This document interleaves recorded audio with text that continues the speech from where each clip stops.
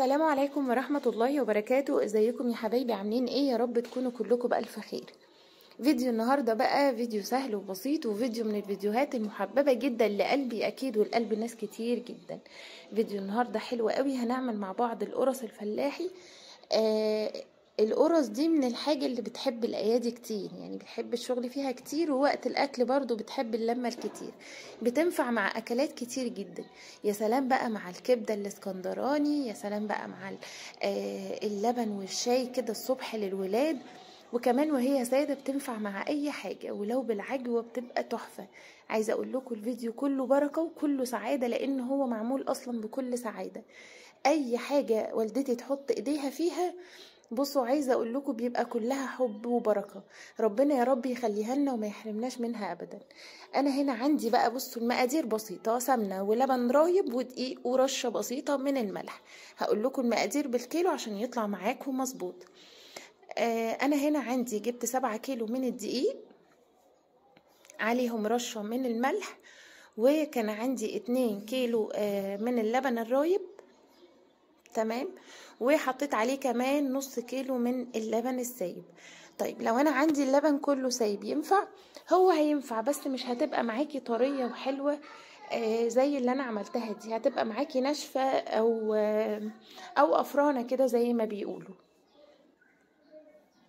طيب لو انا عندي لبن سايب اعمل ايه؟ اولا بتجيبي بتعملي له الخميرة بتاعته عشان يروب. يا تحطي عليه منفعة، او لو ما عندكيش منفعه ومش بتحبيها في اللبن، ممكن تحطي عليه زبدية بس صغيره كده، تحطيها على اللبن السايب هيروب معاكي على طول. او تحطي معلقه صغيره من الملح، من قصدي الخل، وقتها اللبن هيروب على طول. وجبت عندي هنا حوالي 2 كيلو من السمنه كاملين. دول 2 كيلو من السمنه كاملين. قلبت اللبن مع الملح كويس جدا. انا بقى ما حطيتش بودر وما حطيتش اي حاجه. بعد كده حطيت اللبن الرايب، ولسه العجين يا دوب بيتلم كنت حطيت السمنه بتاعتي، وابتديت ان انا اعجن كده. بصي، كل ما اديتي للعجين حقه في العجن كل ما اداكي نتيجه تحفه. انا هنا كنت عجنت شويه الاول، وبعدين هي بقى ابتدت ايه تساعدني لما لقيتني تعبت شويه.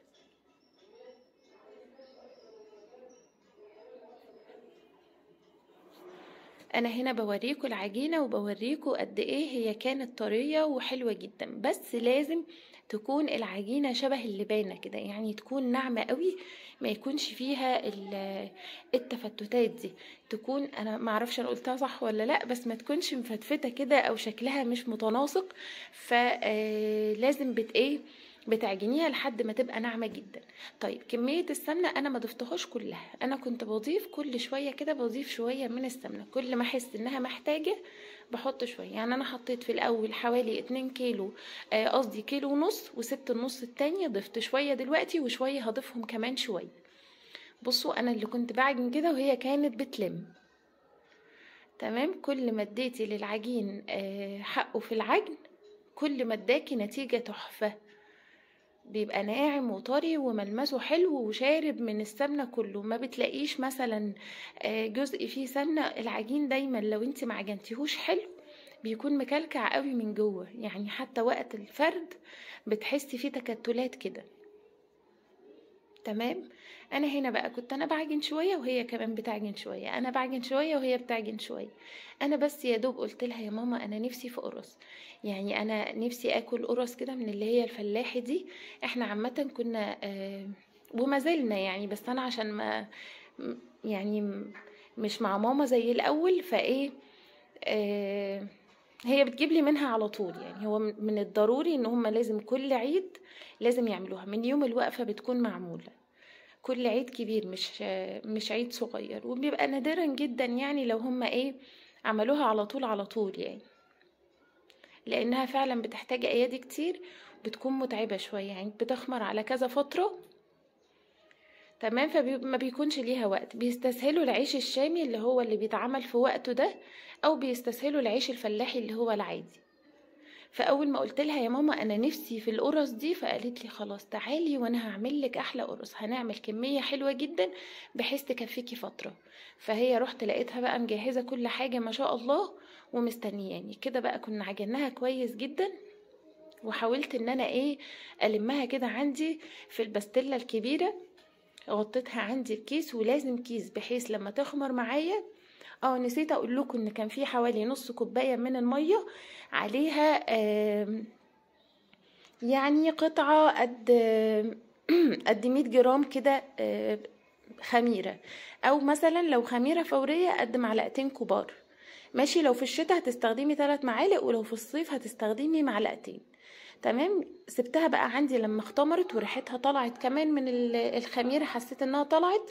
رحت جايه عندي بقى حاطه الطبليه بتاعت امي، وجايبه النشابه والفراده والحاجات اللي احنا هنستخدمها. جبت عندي الصواني وحطيت عليها طبعا القماش بقى اللي احنا بنستخدمه او اللي امهاتنا بتستخدمه دايما، العبايات اللي بتبقى قديمه شويه، سوستتها فيها حاجه، فيها قطع، فيها مش عارف ايه، فخلاص ما عادش بنستخدمها. بتبقى مغسوله على فكره ونظيفه جدا، وبنخليها لتغطيه العجين مثلا وهو بيخمر، لتغطيه العجين بعد ما بنبططه، الحاجه اللي بتحتاج تتخمر مره واتنين.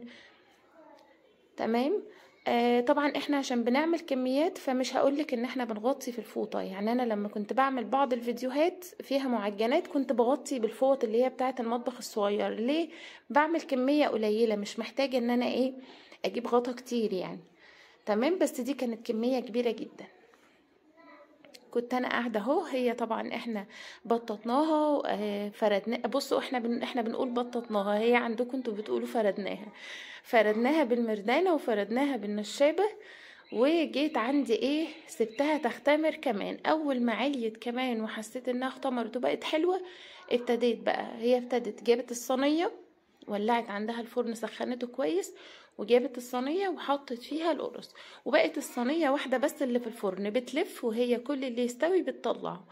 اللي تطلعه بتحطه، بصوا بتحط مكانه، ما بتديش فرصة، تشيل واحدة تحط واحدة، تشيل واحدة تحط واحدة. تمام. صينية بس اللي هي استخدمتها في الايه في العجين.